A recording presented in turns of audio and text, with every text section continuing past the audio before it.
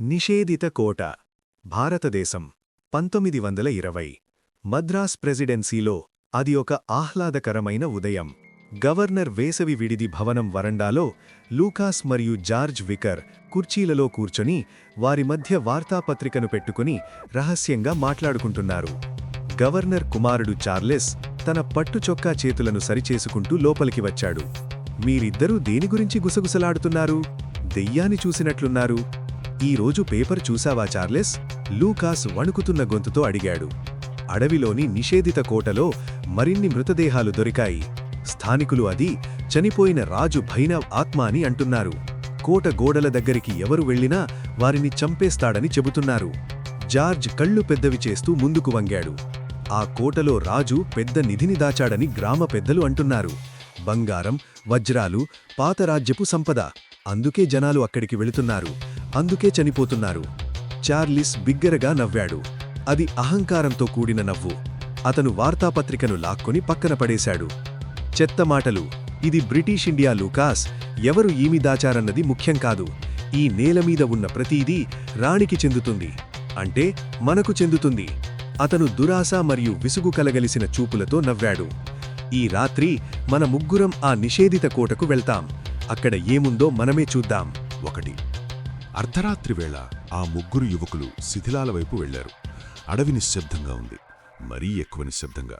చెట్ల దట్టమైన పొర చంద్రుని కాంతిని అడ్డుకుంది. కేవలం వారి లాంథర్న్లు మాత్రమే చీకటిని చీల్చుతున్నాయి. వారు ప్రధాన ద్వారం యొక్క విరిగిన ఆర్చిగుండా లోపలికి అడుగుపెట్టారు. చూశారా? చార్లెస్ తన లాంథర్నును పైకెత్తి గుసగుసలాడాడు.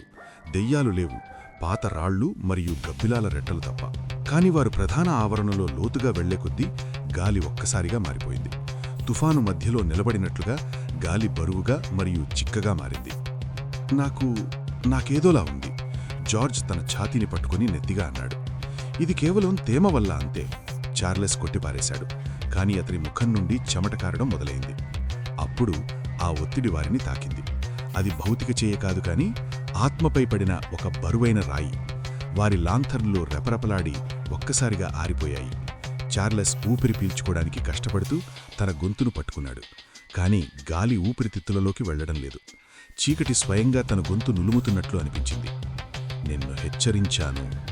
ఎవరూ మాట్లాడకపోయినా రాతిలో నుండి ఒక స్వరం ప్రతిధ్వనించినట్లు అనిపించింది. కొన్ని క్షణాల్లో వారి మోకాళ్లు వంగిపోయాయి. వారు పురాతన చల్లని రాళ్లపై కుప్పకూలిపోయారు. భయంతో కళ్ళు విపారించి తమను కబళించిన చీకటి వైపు చూస్తూ ఉండిపోయారు. అధ్యాయము 1 పిలుపు. గవర్నర్ భవనం. 2 రోజులు గడిచాయి. గవర్నర్ భవనంలో నిశ్శబ్దం చెవులు చిల్లులు పడేలా ఉంది. ఆ ప్రాంత గవర్నర్ లార్డ్ ఎడ్వర్డ్ క్లిఫ్టన్ పాలరాతి నేలమీద అటూ ఇటూ తిరుగుతున్నాడు. అతని ముఖం పాలిపోయింది. 2 రోజులు. ఒక్క వార్త కూడా లేదా? లేడీ క్లిఫ్టన్ దివాన్పై కూర్చొని చేతిలో ఖర్చీఫ్ పట్టుకుని ఏడుస్తోంది. నౌకర్లను మళ్లీ అడగండి ఎడ్వర్డ్. ఎవరికైనా ఏదో ఒకటి తెలిసే ఉంటుంది. వణుకుతున్న ఒక నౌకరు ముందుకు వచ్చి వంగి మస్కరించాడు. దొర, చిన్న దొర చార్లెస్. ఆ రోజు ఉదయం నేను వారికి టీ ఇచ్చాను. వారు మరియు వారి స్నేహితులు వార్తాపత్రిక చదువుతున్నారు. వారు నిషేధిత కోట మరియు దాచిన నిధుల గురించి మాట్లాడుకున్నారు. వారు ఆ రహస్యాన్ని ఛేదించడానికి వెళుతున్నామని చెప్పారు. ఎడ్వర్డ్ గడ్డకట్టుకుపోయాడు. అడవిలోని శిథిలాలకా? అతను వెంటనే రాయల్ గార్డును ఆ ప్రాంతాన్ని వెతకమని ఆదేశించాడు. మరుసటి రోజు ఉదయానికి సెర్చ్ పార్టీ 3 స్ట్రెచర్లను తెల్లటి దుప్పట్లతో కప్పి తీసుకువచ్చింది. లార్డ్ క్లిఫ్టన్ తన కొడుకు ముఖాన్ని చూడడానికి దుప్పటిని ఎత్తినప్పుడు అది భయంతో గడ్డకట్టినట్లుగా వంకరగా ఉంది. అతని ఆత్మపై పిడుగుపదినట్లనిపించింది. లేడీ క్లిఫ్టన్ వెంటనే స్పృహ కోల్పోయింది. అంత్యక్రియలు విచారకరంగా జరిగాయి. కాని లార్డ్ క్లిఫ్టన్ ఏడవలేదు. అతని దుఃఖం చల్లని కఠినమైన కోపంగా మారింది. అది బందిపోటైనా మృగమైనా నాకు అనవసరం. సమాధి వద్ద నిలబడి క్లిఫ్టన్ కోపంతో వణుకుతున్న గొంతుతో ప్రకటించాడు. నా కొడుకును చంపిన వాడి తల నాకు కావాలి. అతను 20 మంది ఎలైట్ సైనికులను ఆ కోటకు పంపాడు. అక్కడ దాక్కున్న తిరుగుబాటుదారులను కాల్చివేయమని ఆదేశించాడు. వారు తిరిగి రాలేదు.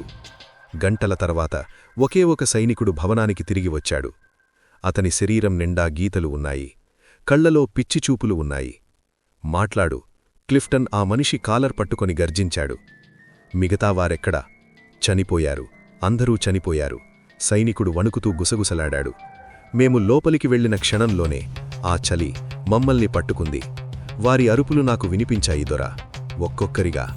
అప్పుడు నేను అతన్ని చూశాను. ఎవరిని చూశావు? రాజును, సైనికుడు వగరుస్తూ చెప్పాడు. అతను నీడలో నిలబడ్డాడు. వెళ్ళిపోండి, లేదా చచ్చినవారితో కలవండి అని చెప్పాడు. క్లిఫ్టన్ బల్లపై బలంగా గుద్దాడు. దయ్యం కథలు, చెత్త, స్థానిక మూఢనమ్మకాలతో నన్ను ఎవరూ ఎగతాళి చెయ్యలేరు. అతను తన సహాయకుడి వైపు తిరిగాడు. అతని ముఖం గంభీరంగా ఉంది. ఈ చెత్తను ఛేదించగలిగే మెదడు కావాలి. లండన్కు టెలిగ్రామ్ పంపు. నాకు డిటెక్టివ్ డానియల్ను పిలిపించు. లండన్, ఇంగ్లాండ్, ఉదయం 7 గంటలు. అలారం రోగలేదు, ఎందుకంటే డిటెక్టివ్ ఆర్థర్ డానియల్ అప్పటికే నిద్రలేచాడు. అతను లేచి కూర్చున్నాడు. బూడిద రంగులో ఉన్న లండన్ వర్షం అతని కిటికీ అద్దంపై తడుతోంది. అతని సహాయరాలు మిస్ ప్యాట్ వెండి పళ్లెంతో గదిలోకి వచ్చింది. మీ కాఫీ సర్, మరియు ఒక టెలిగ్రామ్. అత్యవసరం, మద్రాస్ ప్రెసిడెన్సీ నుండి. డానియల్ కవరును తెరిచే ముందు బ్లాక్ కాఫీని ఒక సిప్ చేశాడు. అతను లార్డ్ క్లిఫ్టన్ పంపిన ఆందోళనకరమైన మాటలను చూశాడు. వివరించలేని మరణాలు, మాయమైన గుండెలు, ఒక దయ్యం రాజు.